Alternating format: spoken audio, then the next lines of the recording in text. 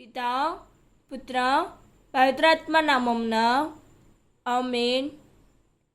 ఈరోజు దేవుని వాగ్దానం.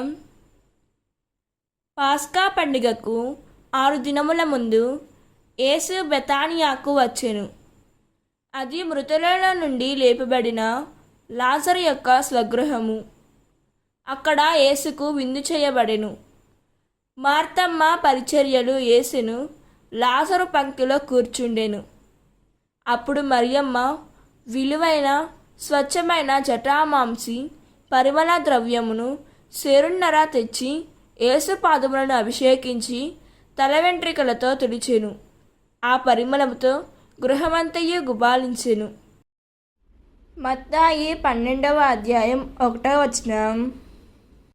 ఈ వాక్యం మనకు ఏం చెబుతున్నదంటే, మనం లాజరు చేసినట్లుగా దేవుని కోసం మన విలువైనది, మన సంపత్తి, మన ప్రయత్నాన్ని అర్పించగలమా అని ఆలోచించాలి. కానీ క్రమంగా మనం ఈ బహుమతులను కేవలం ప్రదర్శన కోసం ఇతరుల ముందు చూపడానికి మాత్రమే ఉపయోగిస్తున్నాము. మన మనసులు నిజంగా దేవుని ప్రేమతో నిండినవిగా ఉన్నాయా అన్నది మనం ఆత్మపరిశీలన చేసుకోవాలి. దేవుడు ఈ వాక్యం వింటున్న ప్రతి ఒక్కరిని దీవించునుగాక. ప్రార్థన. ప్రియమైన ప్రభువా, మా హృదయాలను పరిశీలించుము.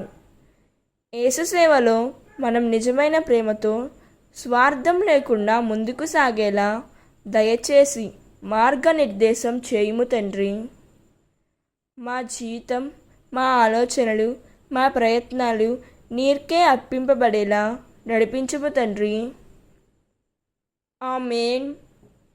God bless you.